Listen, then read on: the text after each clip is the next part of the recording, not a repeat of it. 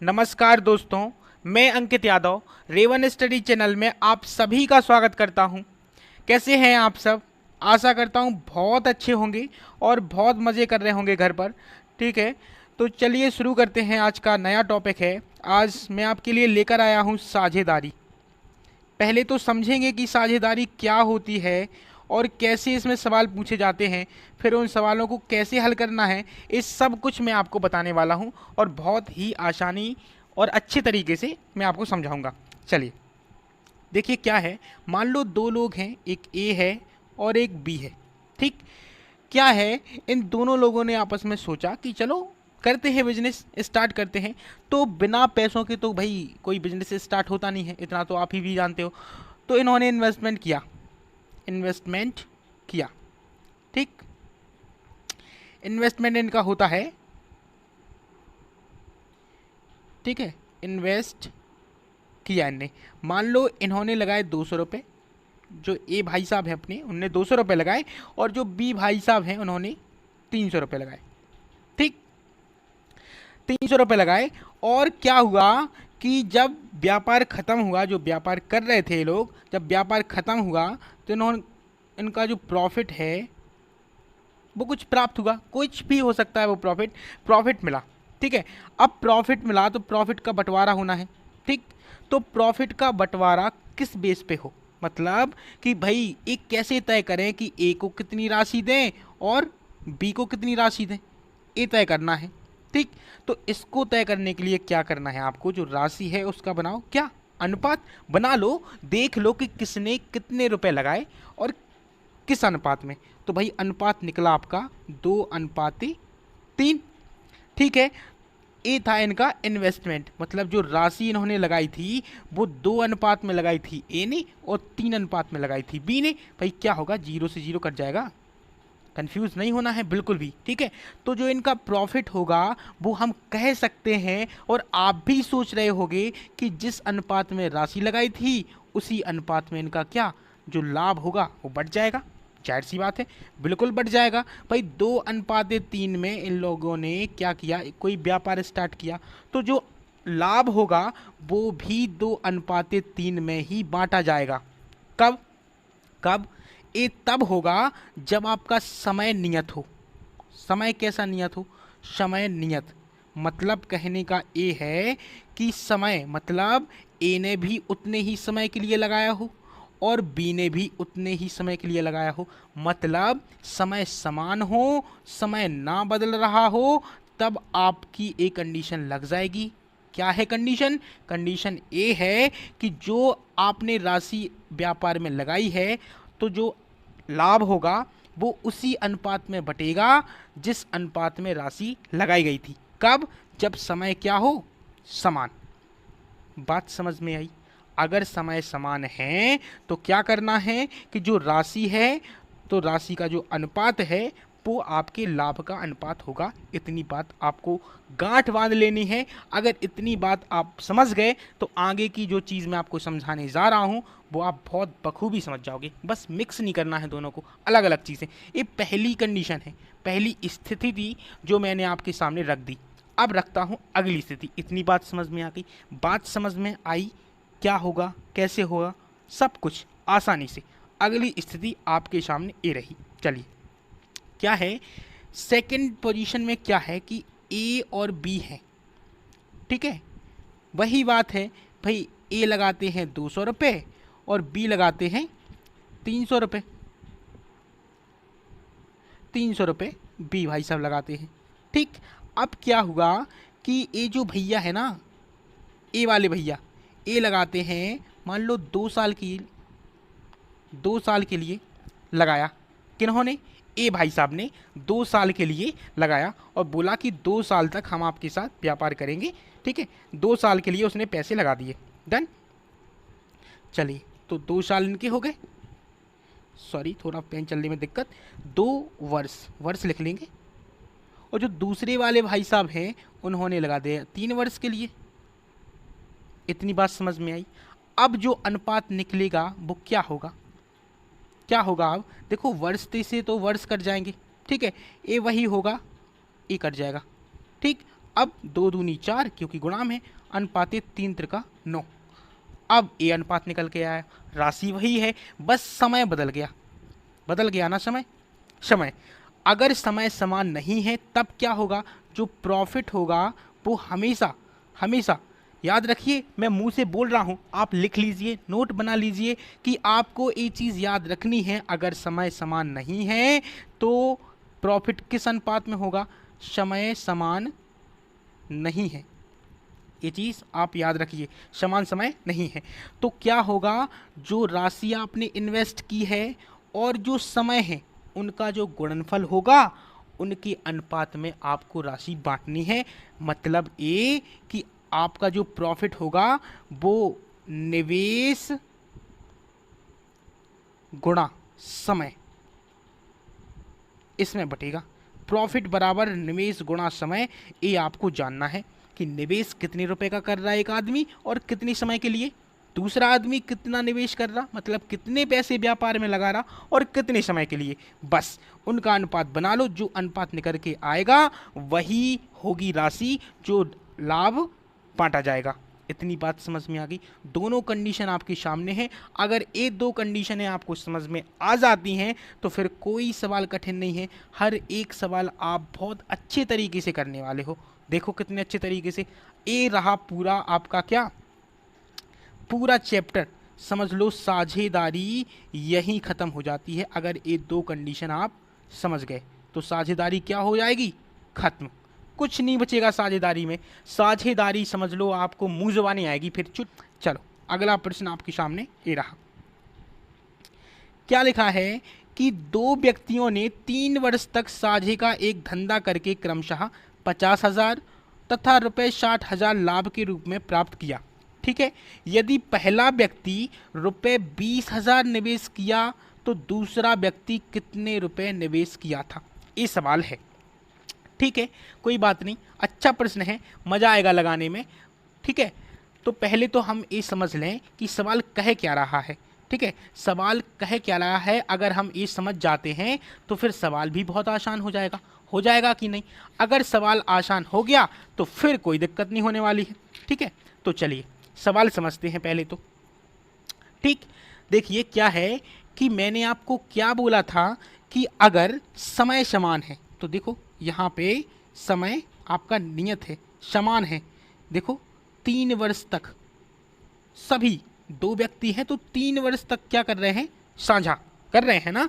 तो धंधा क्या, मैंने क्या बोला कि जो आपका राशि में अनुपात होगा वही अनुपात किस में होगा, लाभ में होगा कि नहीं। तो अगर एक आदमी 20,000 रुपये लगा रहा है, ठीक, अनुपाते नहीं पता दूसरा आदमी कितना लगा रहा है, एक्स लगाएगा, तो जो उनका निवेश का अनुपात होगा बराबर होगा किसके, लाभ के अनुपात के। तो लाभ कितना, 50,000, यही तो हो रहा, देखो अनुपाते 60,000 हो रहा कि नहीं, बताइए, यही हो रहा ना, यही तो हो रहा है। बस देख लो कितना आसान हो जाएगा भाई।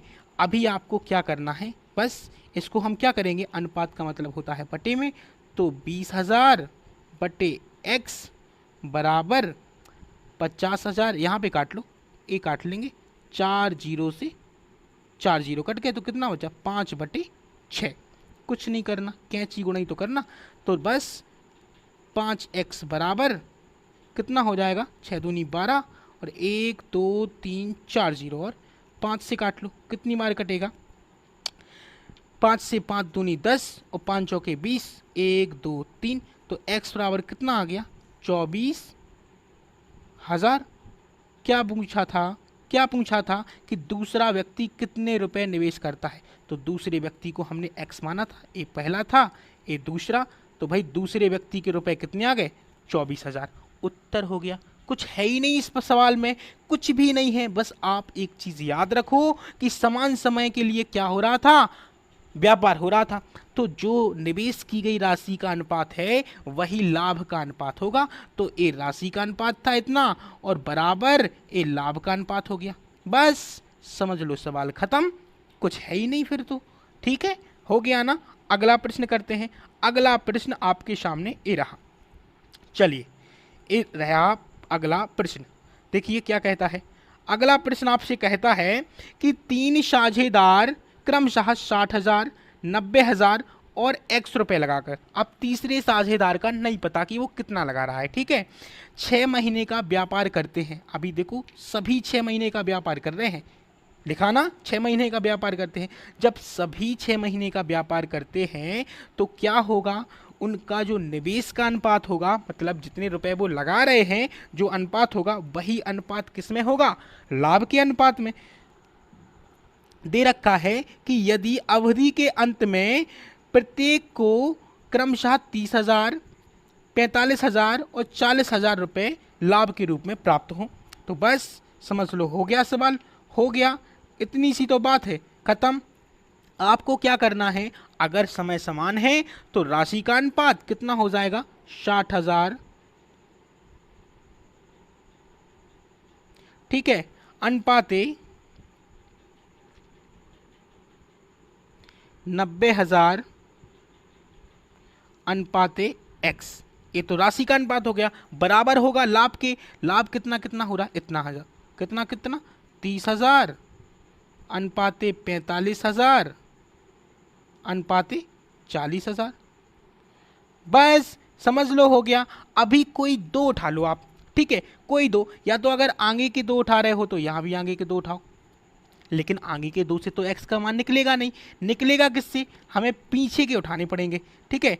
तो आप क्या करो कि आप यहाँ से ये दो उठा लो और यहाँ से ये दो उठा लो, उठाओ, तो यहाँ से क्या करेंगे हम, 90,000 बटे x, क्योंकि अनुपात का मतलब बटे होता है, और यहाँ 45,000 और बटे 40,000, बस समझ लो हो गया। क्या करेंगे, कुछ नहीं, 3 बिंदी से 3 बिंदी कट गई, ठीक है, 45 से इज कट जाएंगे, 45 दूनी 90, तो कितना होगा, 2000 बार कट गया ना, कुछ नहीं, यहाँ तो एक एक बचा, कैंची गुणा कर लो, तो x एकम x बराबर कितना आया, कितना 2000, ठीक है, एक जीरो और था ना यहाँ पे, 2000 और गुणा 40, अब देखिए कितना निकल के आएगा, कितना आएगा, बराबर लगा ना, तो x बराबर आएगा कितना, 4 दूनी 8, ठीक है, 4 दूनी 8 और 4 जीरो, तो कितना हो जाएगा, 80,000, बस हो गया, समझ लो 80,000 रुपये।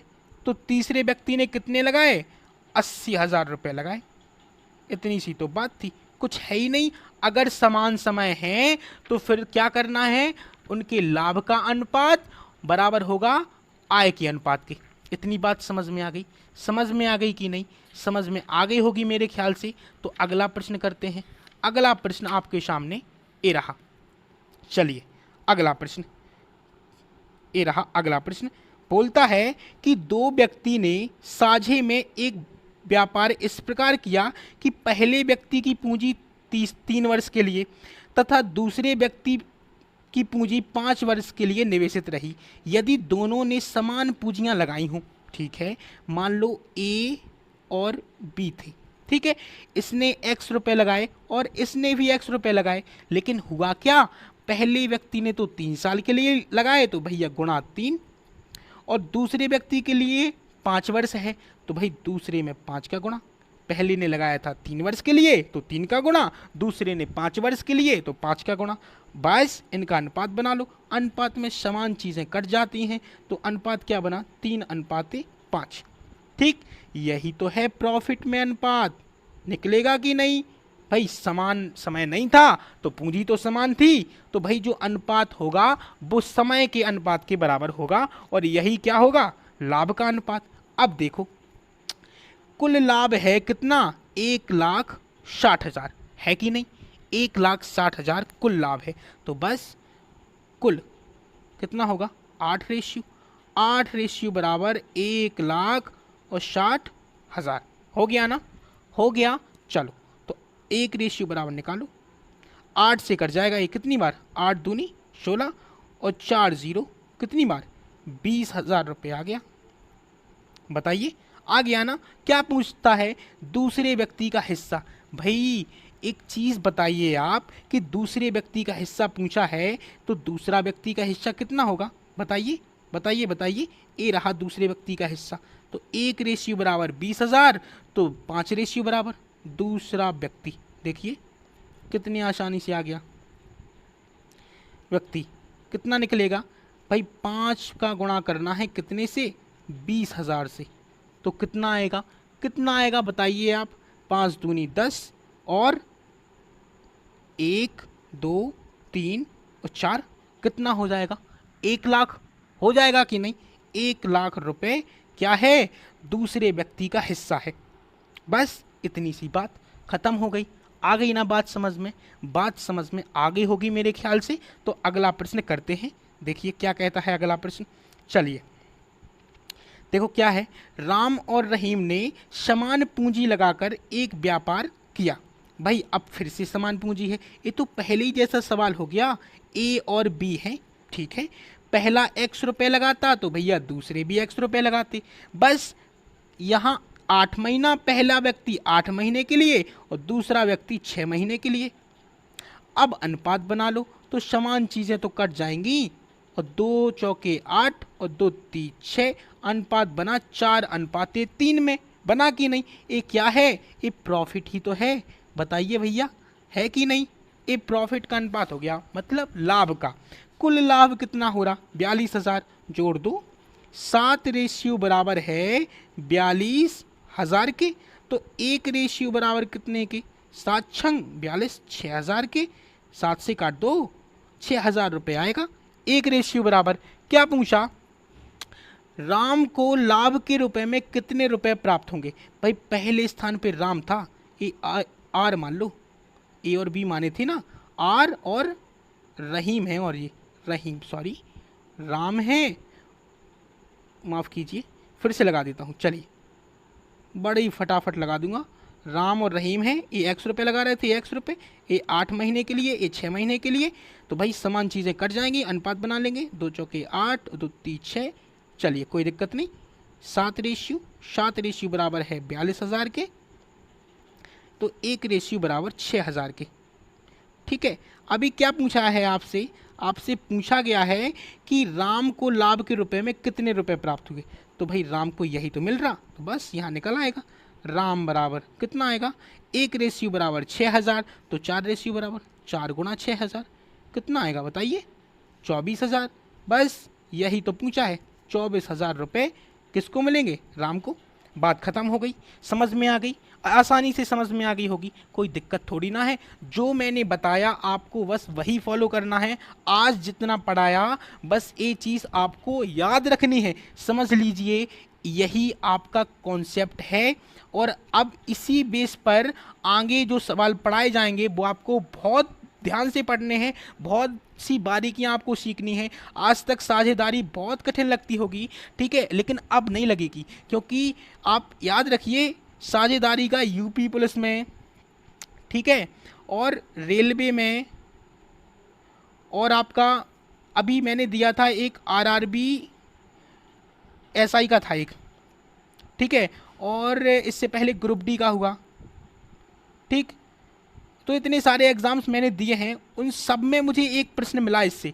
तो बहुत ज़रूरी है इस टॉपिक को पढ़ना। तो आप ये टॉपिक अच्छे से पढ़िए, क्योंकि एक सवाल आपको मिल जाता है, ठीक है।